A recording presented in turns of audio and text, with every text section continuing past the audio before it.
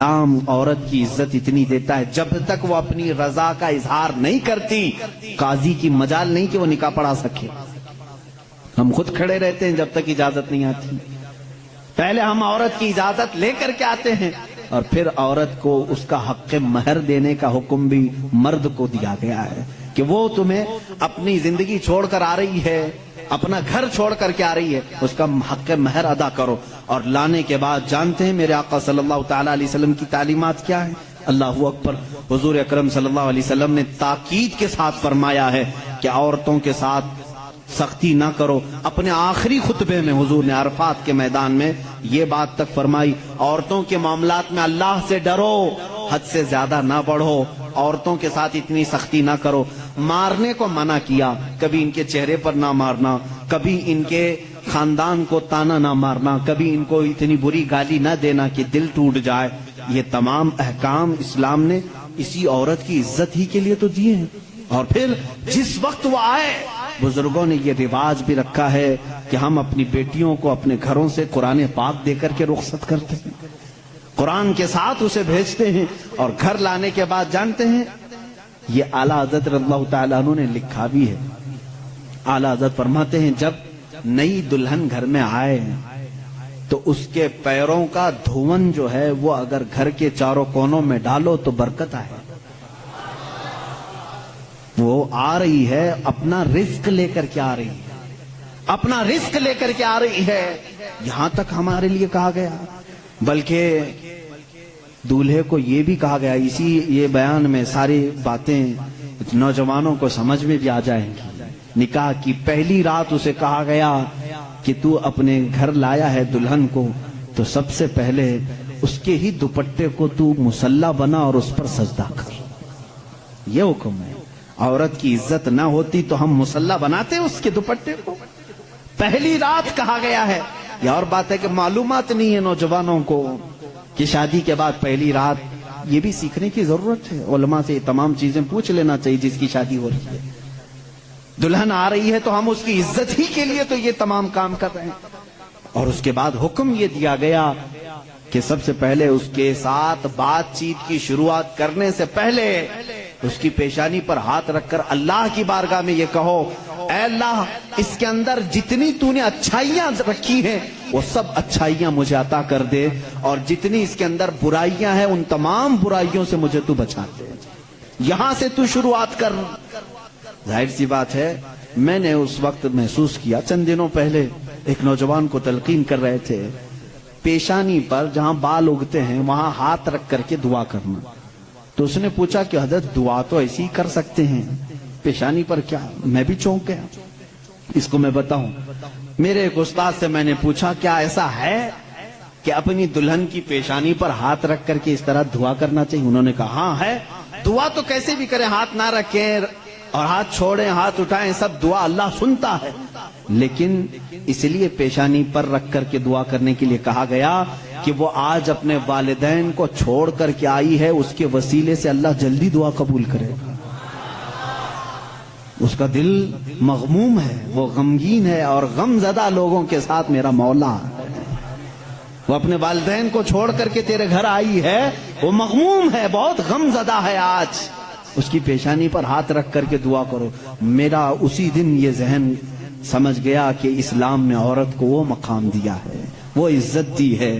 ہم نے اس کو اپنے جسموں کو سکون پہنچانے والا آلہ نہیں سمجھا, مشین نہیں سمجھا, بلکہ حقیقی مسلم وہ ہے جو اپنی عورت کی عزت بھی کرے, احترام بھی کرے. السلام علیکم ورحمۃ اللہ وبرکاتہ. میرے ناظرین رکے دوست رکے, اگر آپ بغیر شادی شدہ ہے نا تو شادی ہونے سے پہلے, شادی کرنے سے پہلے, نکاح ہونے سے پہلے آپ ایک مرتبہ اس مسئلے کو جان لیجئے گا.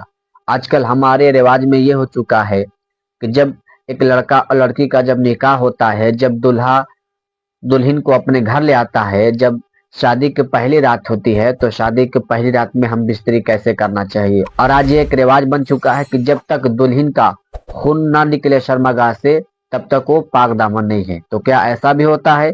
آپ سب سے پہلے مفتی سلمان اظہری صاحب کے زبان سے بیانات کو سماعت کر لیجئے. اللہ کے رسول صلی اللہ تعالی علیہ وسلم نے جو فرامین دیے ہیں, عزیزان گرامی وقات, یہ نکاح کے اس سسٹم کو بھی میں آپ کو بتاؤں. کچھ تو وہ ہیں جو یہ اسلام کے خلاف بھونک رہے ہیں کہ عورتوں کے اوپر زور زبردستی ہوتی ہے اسلام میں, اور دوسروں کی کیا بات کروں, ہمارے ہندوستان پر بیٹھا ہوا میں کیا بتاؤں, یہ بھی بڑی عورتوں کی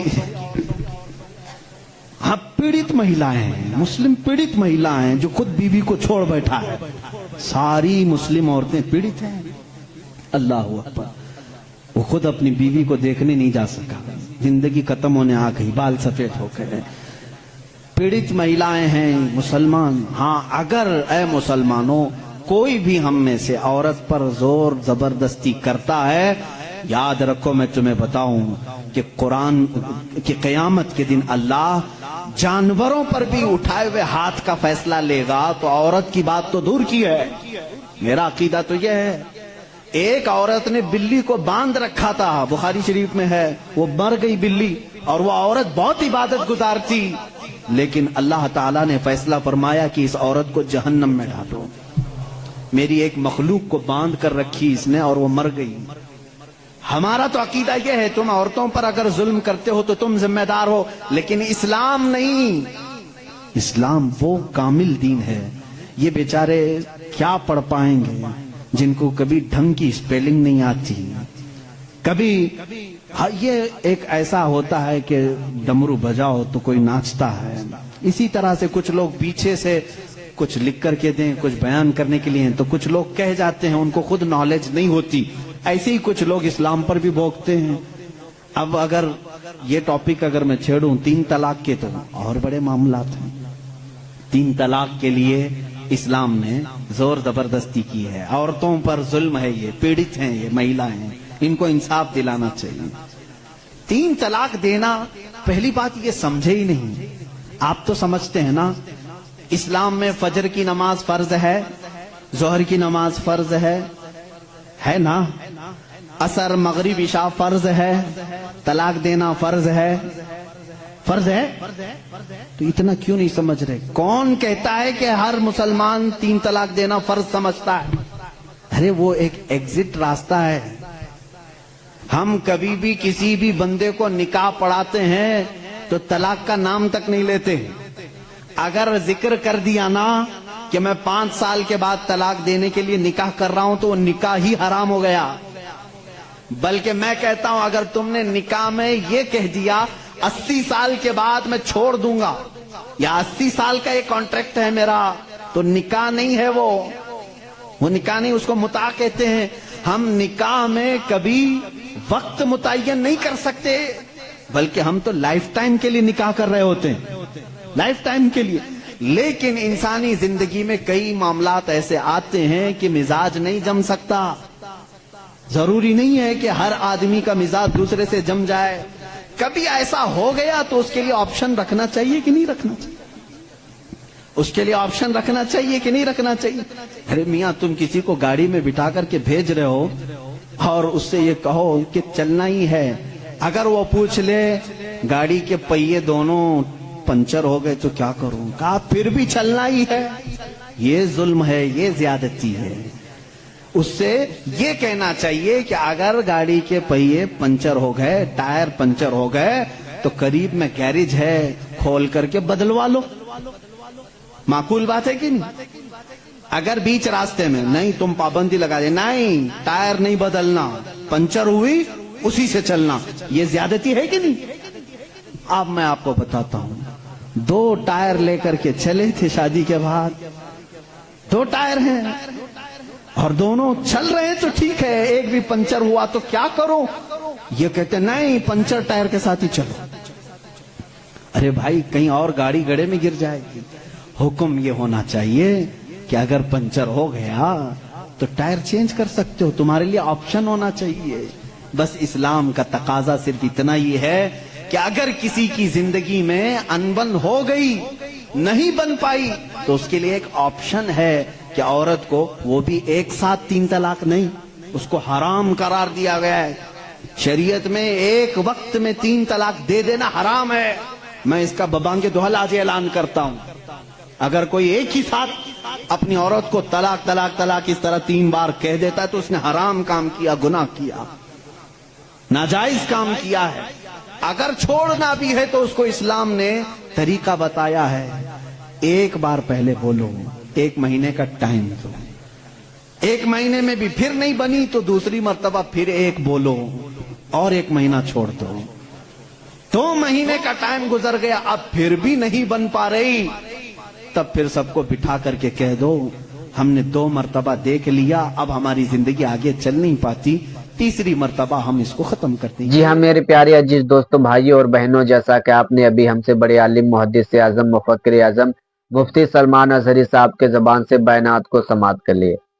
जब शादी की पहली रात होती है, जब लड़का लड़की से निकाह करके उस लड़की को अपने घर ले आता है, जब शादी की पहली रात होती है, तो शादी की पहली रात में कौन सी नमाजें पढ़नी चाहिए, उसके साथ कैसे पेश आना चाहिए, कैसे हम बिस्तरी करना चाहिए, जैसा कि आपको मुफ्ती सलमान अजहरी साहब बता दिए।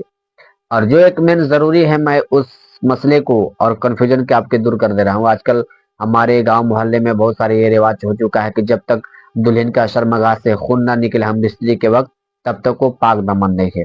देखिए मेरे प्यारे नाजरीन, ये वीडियो बहुत ही ज़रूरी है, अदब के खिलाफ है, लेकिन आपके लिए जानना जरूरी है। देखिए मैं छोटा उम्र का हूँ, लेकिन आपको तालीम दे रहा हूँ। देखिए आजकल हमारे रिवाज में ये चुका है कि जब तक दुल्हन का शर्मगाह से खून ना निकले वो पाक दामन नहीं है, अगर खून निकल जाए तो पाक दामन है। तो देखिए जो शर्मगाह का जो पर्दा होता है ना, वो फट जाता है। बहुत सारे ऐसे वजह है कि उसको जैसे फट जाती है। हो सकता है उठने बैठने से, कुछ चीजें वजन उठाने से, या फिर साइकिल चलाने से फट जाता है। तो इसकी वजह से लोग कहते हैं कि नहीं ये पाक दामन नहीं है, इसका संबंध शादी से पहले किसी और के साथ था। तो आप हरगिज ऐसा ना सोचे।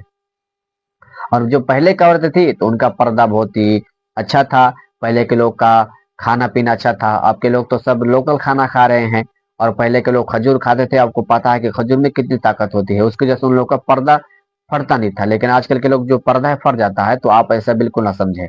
तो मैं आपका मेजबान कारी तस्बी आलम, मुझे इस वीडियो में कुछ बोलने की जरूरत ही नहीं, जैसा कि आपने हमसे बड़े आलिम मुफ्ती सलमान अजहरी साहब के ज़बान से बयानात को समाअत कर लिए, तो आपको अच्छी तरीके से मालूम चल गया होगा। तो ये वीडियो था हमारे जितने मुसलमान भाई जिनकी शादी हो चुकी है, या फिर जिनकी शादी लगने वाली है, या फिर जिनकी शादी होने वाली है, लड़का हो या लड़की हो, उनके लिए वीडियो बहुत ही जरूरी था। वीडियो को शेयर कर दे। अस्सलाम वालेकुम रहमतुल्लाहि व बरकातहू। फिर अगले वीडियो में मिलते हैं। खुदा हाफिज।